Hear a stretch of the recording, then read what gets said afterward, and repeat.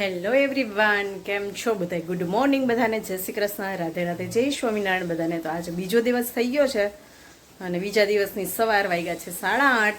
તો હું તો ફ્રેશ થઈ અને ક્યારની માન્યાને મૂકી અને 7:30 થઈને ત્યાં આવે એવી હોય, પણ આવીને મારું કામ જો કન્ટિન્યુ ચાલુ છે. આખી રાત વરસાદ પણ બહુ જ હતો.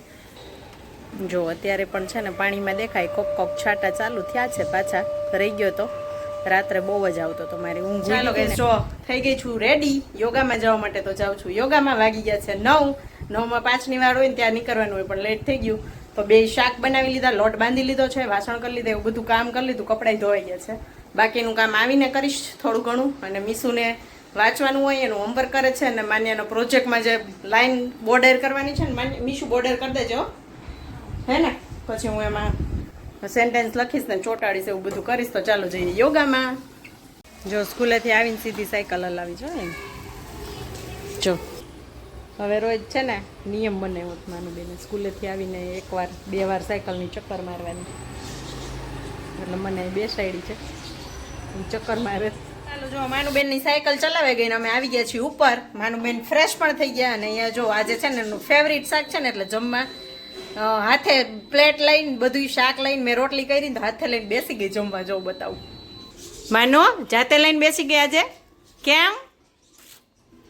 તો એનું ફેવરિટ શાક છે ને ભીંડા બટેકા, જો એટલે લઈને બેસી ગઈ છે. હજી મને કે આટલું છે ને, હજી જો તો મને કે આટલું જ શાક રાખ્યું. એ કે હજી આમાં લઈ લીધું છે. તો મેં કીધું એટલું ખાઈ જતોય સારું. એ કે મને કે છે પોતાનું જાજુ કર્યું. એ કે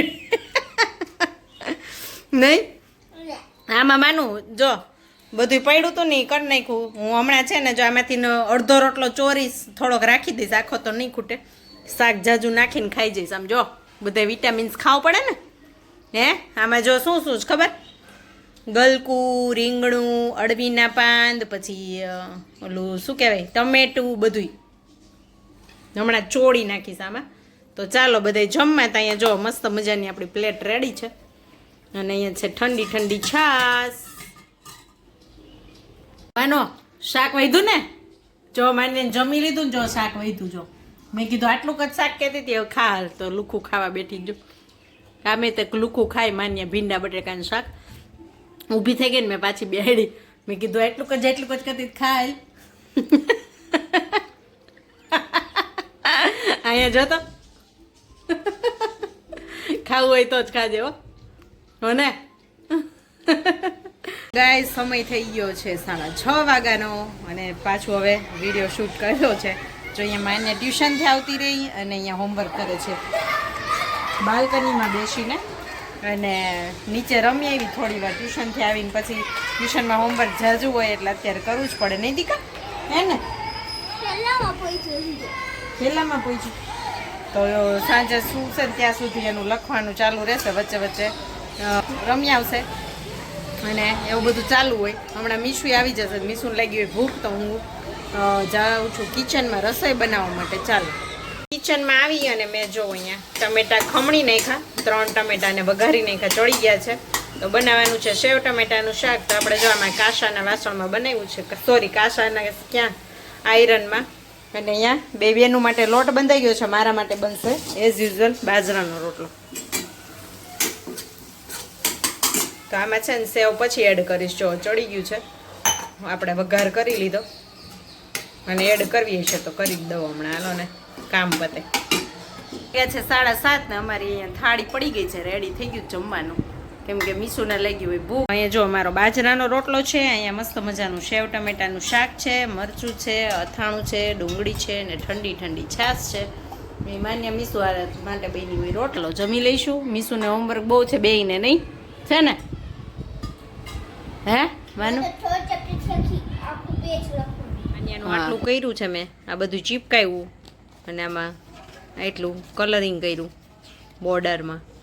હવે સેન્ટેન્સીસ લખવાના છે, કાલે કમ્પ્લીટ થશે. હજી કાલ નથી બતાવવાનું, પરમ દિવસે. હવે થાકી ગયા છીએ.